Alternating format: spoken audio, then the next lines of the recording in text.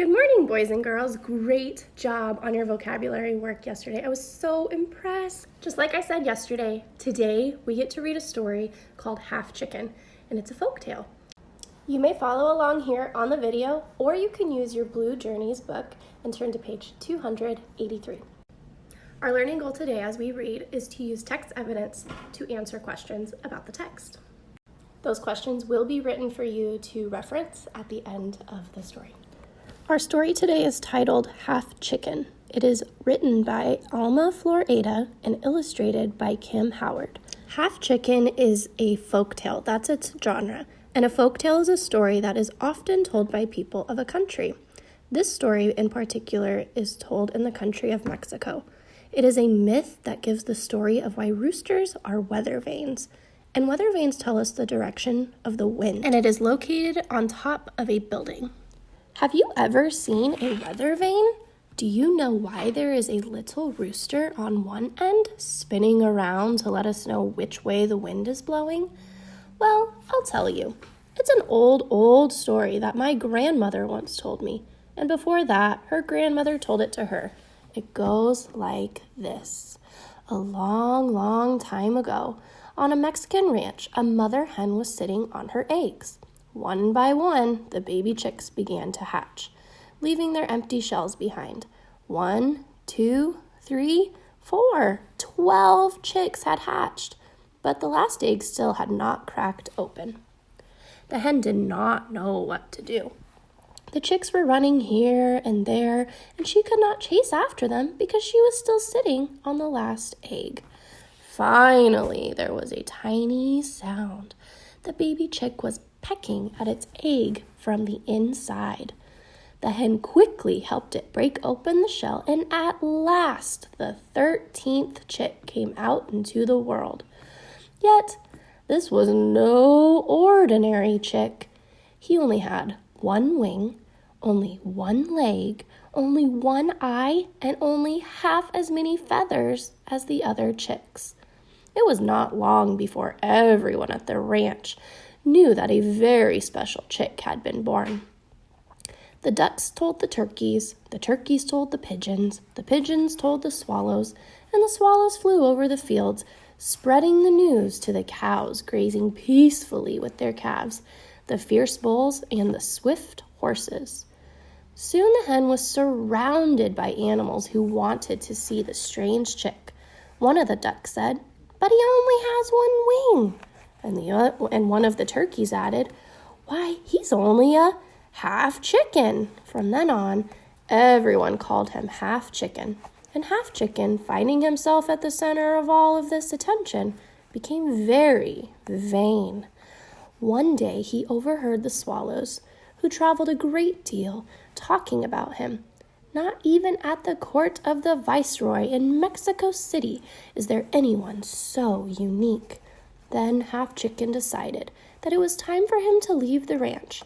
Early one morning, he said his farewells, announcing, Goodbye, I'm off to Mexico City to see the court of the viceroy." And hip, hop, off he went, hippity-hopping along on his only foot. Half Chicken had not walked very far when he found a stream whose waters were blocked by some branches. "Good morning, Half Chicken. Would you please move the branches that are blocking my way?" asked the stream. Half Chicken moved the branches aside, but when the stream suggested that he stay a while and take a swim, he answered, "I have no time to lose. I'm off to Mexico City to see the court of the viceroy." And hip, hop, off he went, hippity-hopping along on his only foot. A little while later, Half Chicken found a small fire burning between some rocks. The fire was almost out. "Good morning, Half Chicken. Please fan me a little with your wing, for I am about to go out," asked the fire. Half Chicken fanned the fire with his wing, and it blazed up again. But when the fire suggested that he stay a while and warm up, he answered, "I have no time to lose. I'm off to Mexico City to see the court of the viceroy." And hip, hop, off he went, hippity-hopping along on his only foot. After he walked a little farther, Half Chicken found the wind tangled in some bushes. "Good morning, Half Chicken. Would you please untangle me so that I can go on my way?" asked the wind. Half Chicken untangled the branches, but when the wind suggested that he stay and play and offered to help him fly here and there like a dry leaf, he answered, "I have no time to court of the viceroy." And hip, hop, off he went, hippity-hopping along on his only foot. At last he reached Mexico City. Half Chicken crossed the enormous Great Plaza. He passed the stalls laden with meat, fish, vegetables, fruit, cheese, and honey. He passed the Parian, the market where all kinds of beautiful goods were sold. Finally, he reached the gate of the Viceroy's palace. "Good afternoon," said Half Chicken to the guards in fancy uniforms who stood in front of the palace. "I've come to see the Viceroy." One of the guards began to laugh. The other one said, "You'd better go in around the back and through the kitchen." So Half Chicken went hip, hop, around the palace and to the kitchen door.